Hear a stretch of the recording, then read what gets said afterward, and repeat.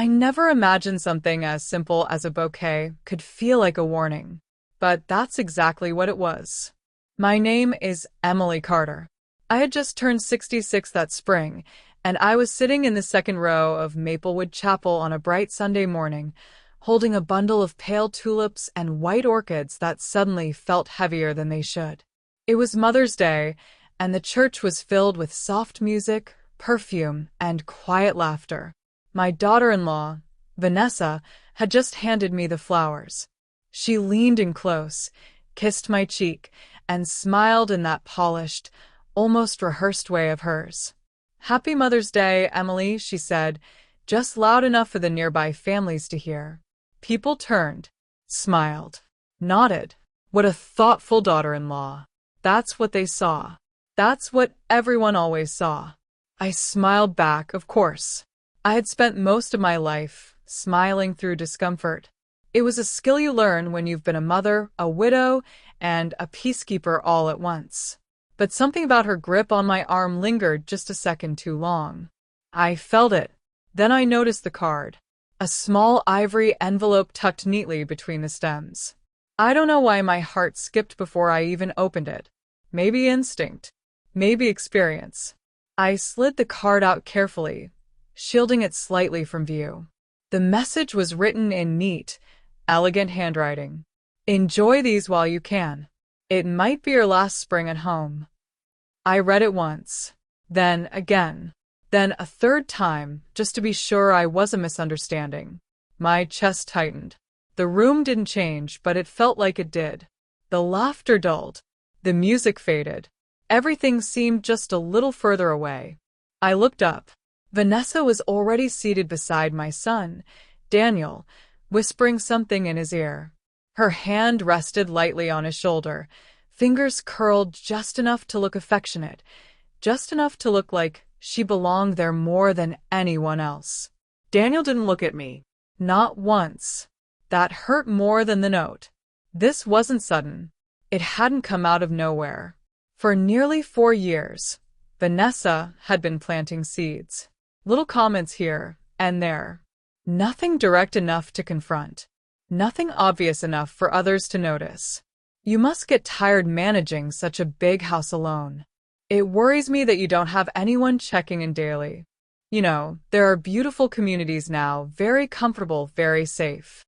At first, Daniel would laugh it off. Then he stopped laughing. Then he started agreeing. I folded the note slowly and slipped it into my purse, my hands steadier than I expected them to be.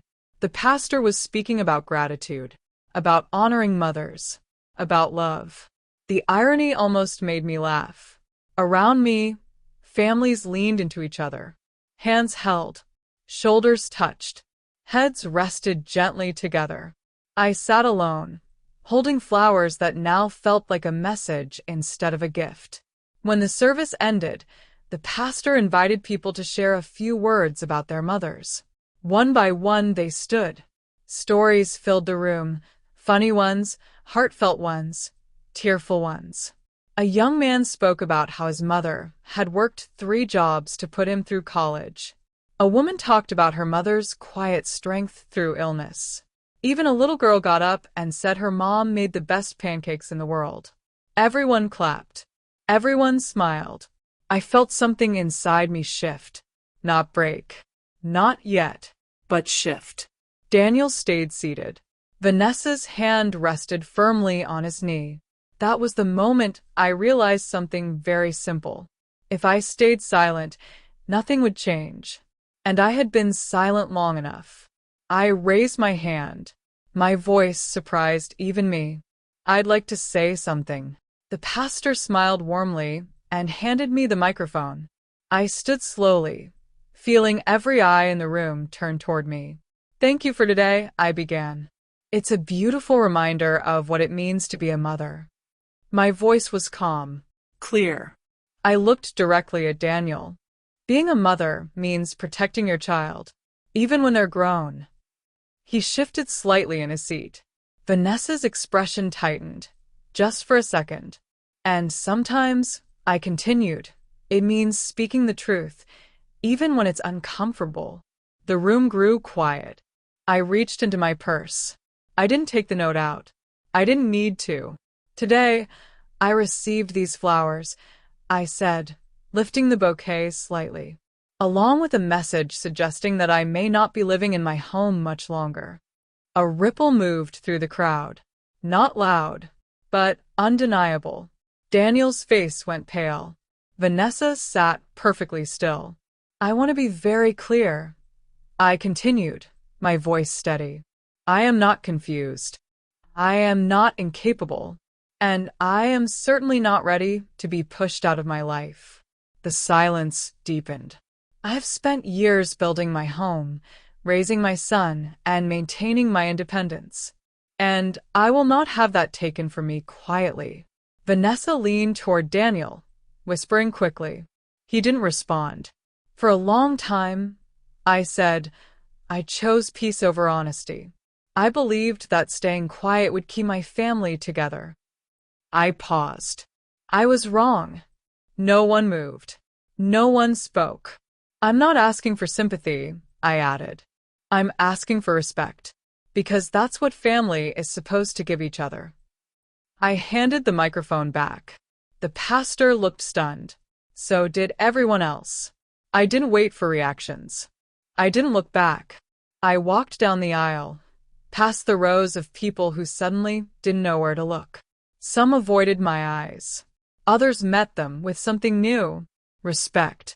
Outside, the air felt different. Cooler, sharper, real. I stepped into the sunlight and took a deep breath. Behind me, I could hear muffled voices. Then Vanessa's voice, controlled, smooth, practiced.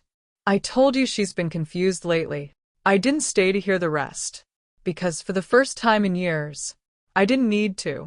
The house had never felt this quiet before. I had lived there for over 30 years, through laughter, grief, late-night conversations, and ordinary mornings that once felt endless. But now, the silence had a different weight. It wasn't peaceful. It pressed in from every corner, filling the spaces where life used to be. 7 days. That's how long it had been since the church. 7 days since I walked out with my dignity intact but my family fractured. 7 days without a single phone call from Daniel. I sat at the kitchen table, my hands wrapped around a mug of tea that had long since gone cold. I hadn't even realized I'd stopped drinking it. My eyes kept drifting to my phone, lying face up on the table as if it might suddenly light up out of guilt. It didn't. The only message I had received came the same afternoon of that Sunday. Emily, that was unacceptable. You embarrassed us. Vanessa is deeply upset. I need some space. Space. Such a clean word for something so cruel. I reread it more times than I care to admit, trying to find something hidden between the lines, some trace of the son I used to know. But the message was flat, distant, final. I set the phone down again, exhaling slowly. The rain outside tapped against the windows in a steady rhythm, gray clouds stretching across the sky as if even the weather had decided to mirror my mood. Spring was supposed to feel like renewal, but all I felt was something ending. I let my gaze wander around the kitchen. Every object had a memory attached to it. The chipped ceramic bowl near the sink. Daniel had dropped it when he was 12, trying to help with dishes. The wooden chair across from me. That was where he used to sit, legs swinging, telling me about school, about friends, about dreams that once included me in them. There had been a time when he would stop by unannounced just to say hello.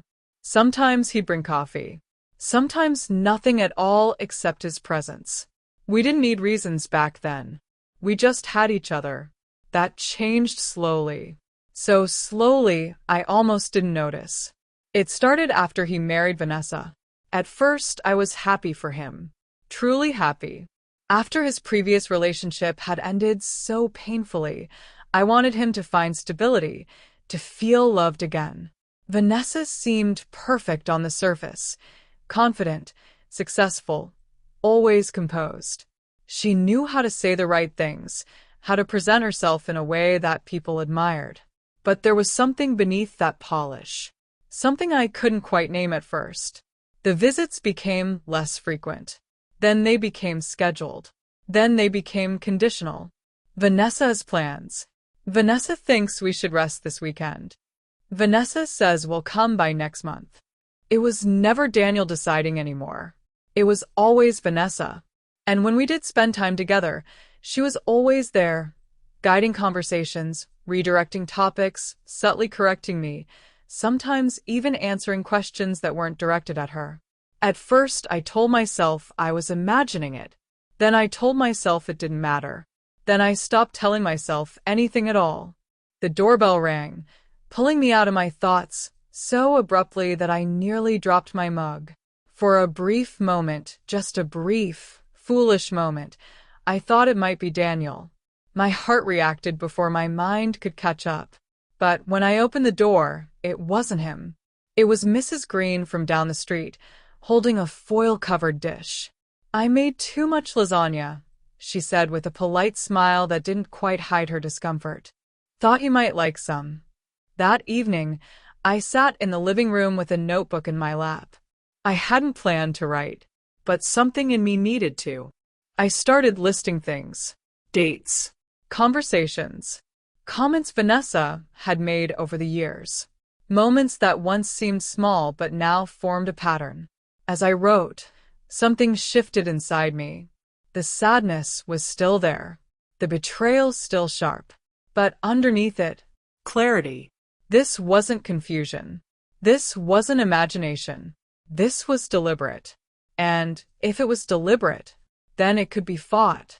My phone buzzed suddenly, breaking the silence. I looked at the screen. An unknown number. For a second, I considered ignoring it, but something told me not to. I answered. "Hello." A gentle voice responded. "Emily, this is Carol from the chapel choir." I frowned slightly, trying to place her. "I saw what happened last Sunday," she continued, "and I just wanted to say, I believe you." I didn't speak. Not right away, because those 3 words, "I believe you," felt heavier than anything I had carried all week. "I went through something similar," she added softly. "Different details, same pattern." My grip on the phone tightened. "You're not alone, Emily." The silence between us changed. It wasn't empty anymore. It was shared. "We meet on Wednesdays," she said. "Small group.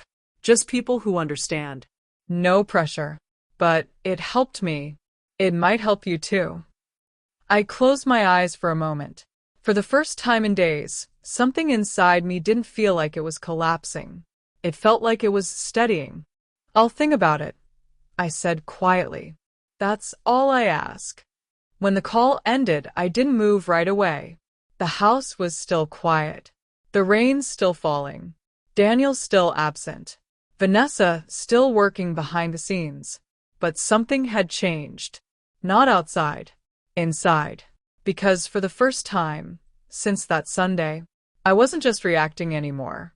I was starting to understand. And understanding, I realized, was the first step toward taking everything back. I stared at Carol's number for 2 full days before I finally called her.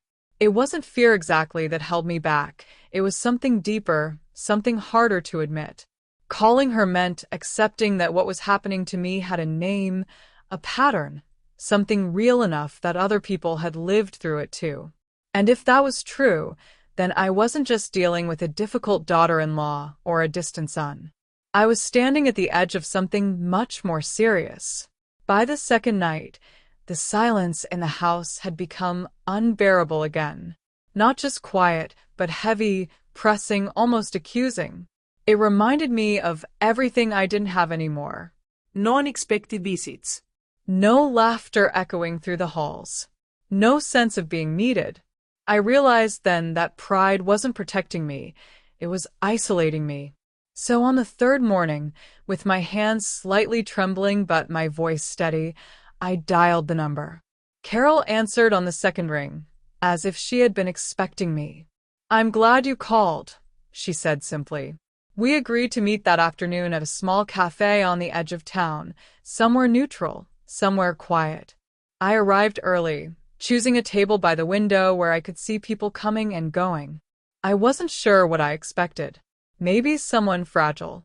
Maybe someone bitter. Carol was neither. She walked in with quiet confidence, her posture straight, her expression calm but alert.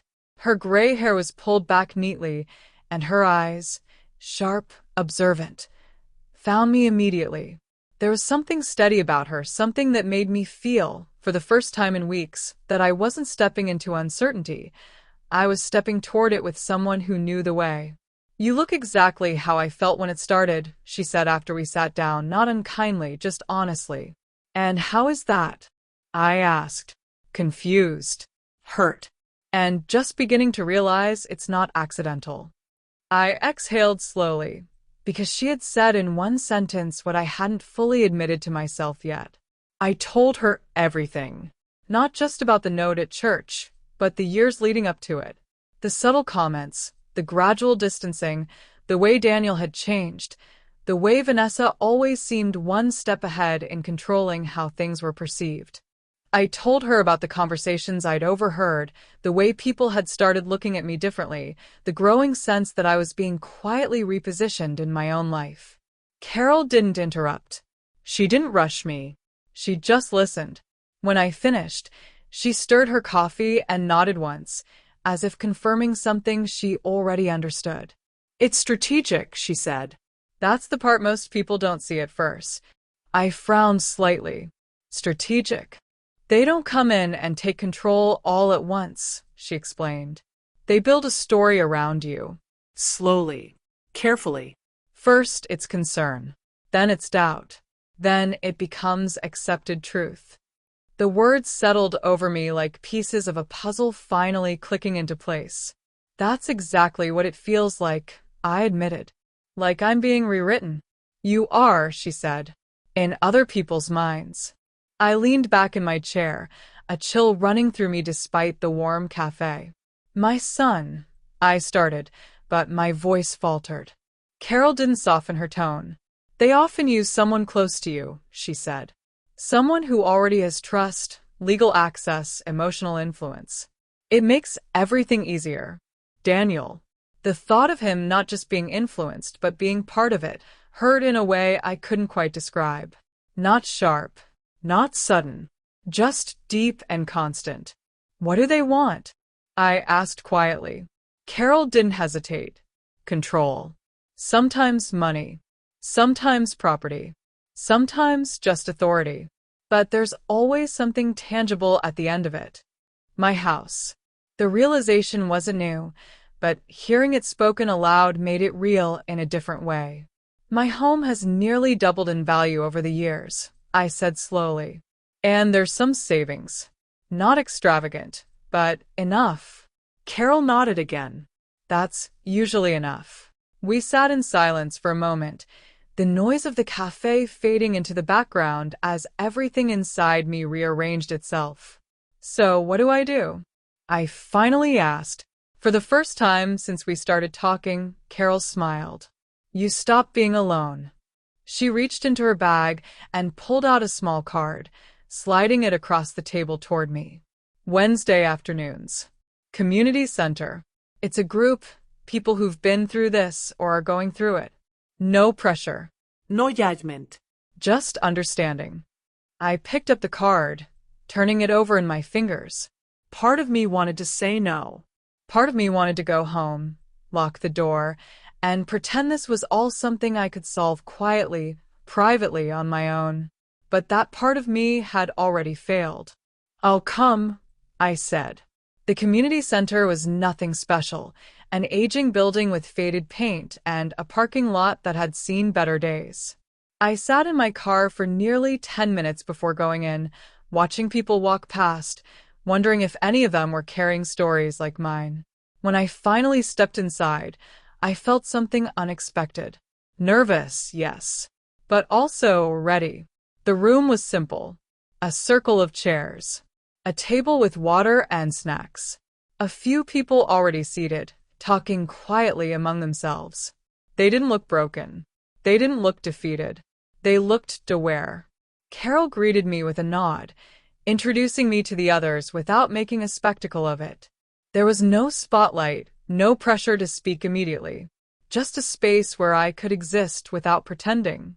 As the meeting began, people started sharing. Not dramatically, not emotionally exaggerated, just honestly. A man talked about how his daughter had gradually taken over his finances, convincing him it was for convenience until he realized he no longer had access to his own accounts. A woman described how her nephew had moved in temporarily and slowly isolated her from her friends, controlling who she spoke to and when. Another spoke about being labeled forgetful, then unstable, until doctors were brought in to confirm a narrative that had already been decided without him. Each story was different, but the pattern was the same. And with every story, something inside me shifted again. This wasn't random. It wasn't personal in the way I had thought. It was systematic. And systems can be broken. When it was my turn, I hesitated for only a second before speaking. I told them everything, not as a victim, not as someone asking for sympathy, but as someone finally naming what had been happening. When I finished, there was no awkward silence. No pity. Just understanding. That power of attorney needs to be addressed, one of the group leaders said calmly. That's priority. We can help you with that, another added. And documentation, Carol said. You'll need records. Proof of competency. Independent evaluations. The conversation moved forward, not stuck in what had happened, but focused on what could be done. For the first time since that Mother's Day, I didn't feel like I was reacting to a situation spiraling out of control. I felt like I was stepping into control myself. After the meeting, as people gathered their things and exchanged quiet words, I stood there for a moment, taking it all in. I had walked in feeling isolated. I was walking out with something I hadn't had in a long time. Direction. As I stepped outside into the late afternoon light, the air felt different again. Not lighter, but clearer. I sat in my car, hands resting on the steering wheel, and allowed myself one honest thought. This wasn't over. Not even close. But for the first time, I wasn't afraid of what came next, because now I understood the game. And more importantly, I was finally ready to play it. The morning after my first support group meeting, I woke up before sunrise with a sense of clarity I hadn't felt in years.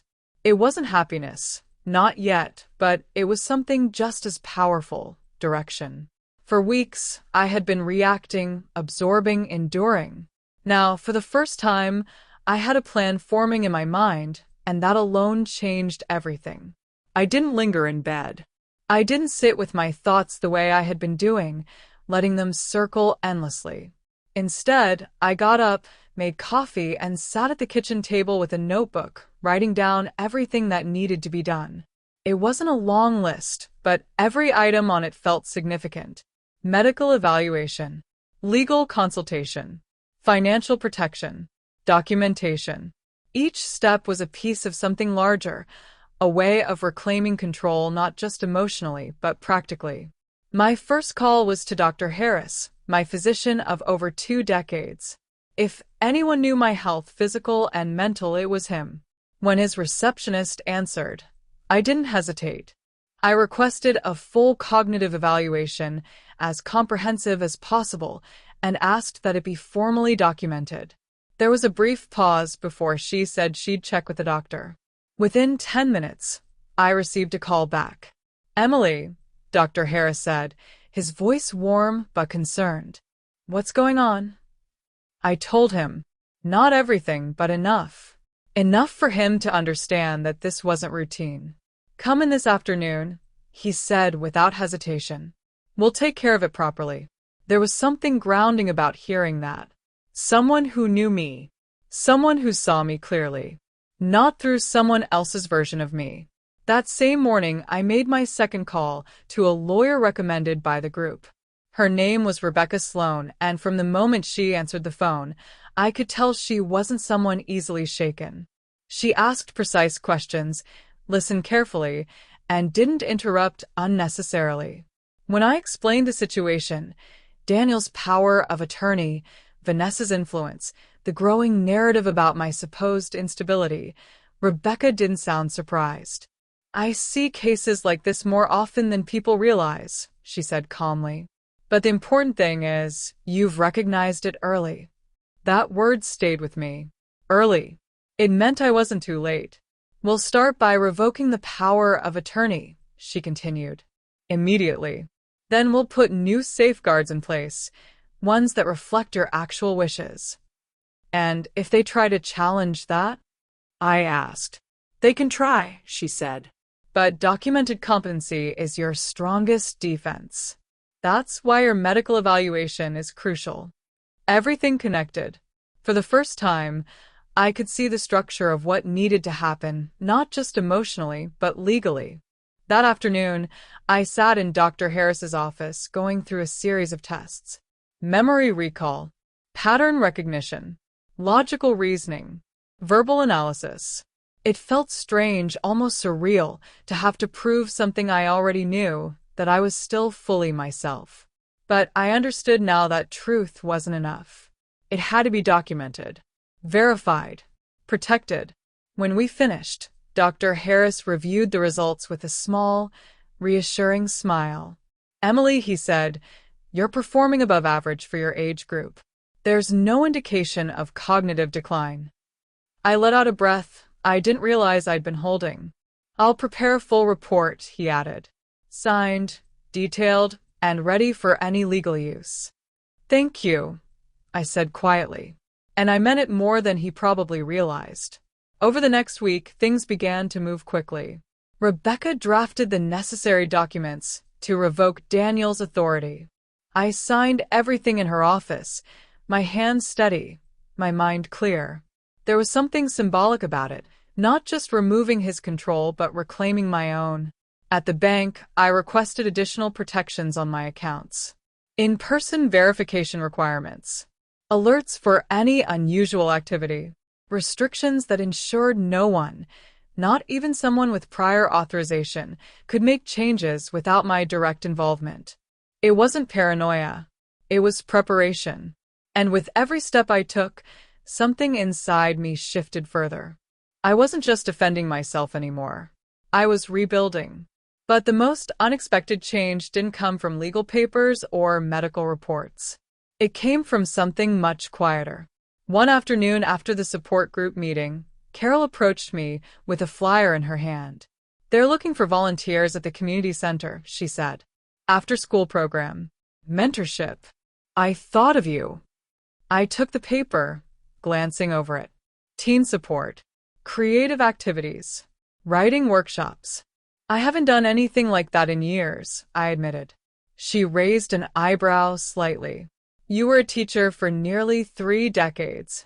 That was different, I said. Was it? She replied. The question stayed with me longer than I expected. 2 days later, I found myself standing in the community center again, but this time, not for the support group. For something new. The room was brighter than I remembered. Walls covered in artwork, shelves filled with books, a kind of organized chaos that felt alive. A woman named Laura, the program coordinator, greeted me with genuine enthusiasm.